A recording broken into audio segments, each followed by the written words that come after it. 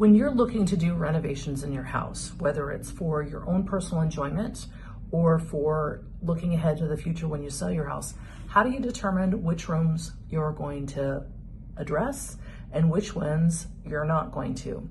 So I love to do walkthroughs with folks and help them determine what they want to focus on.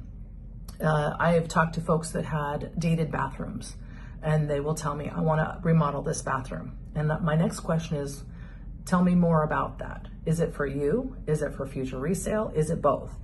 If I'm met with, it is both, then we talk about the next steps and get them connected.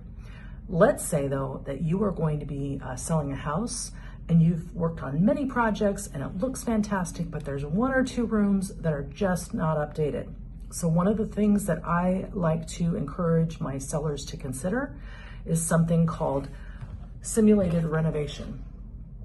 Why this is super cool is because it can take a bathroom that is not quite updated and can keep the same floor plan and take away that conversation in the buyer's mind of, oh my gosh, I don't have $30,000, $40,000, $50,000 to remodel this house when I'm just gonna be paying for it, or remodel this bathroom, I should say. This, here's before, here's what it could be, and then here we provide all the items used in this simulated renovation. When you have a house and buyers walk through and they start adding up the different projects, their brain stops and they decide it's not the house for them. With this, they've walked into the bathroom, realized it wasn't updated. They're now drawn to, hey, this is what it could be. And hey, this is what it would cost based off of these materials.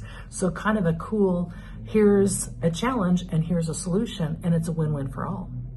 Keep following me for more tips.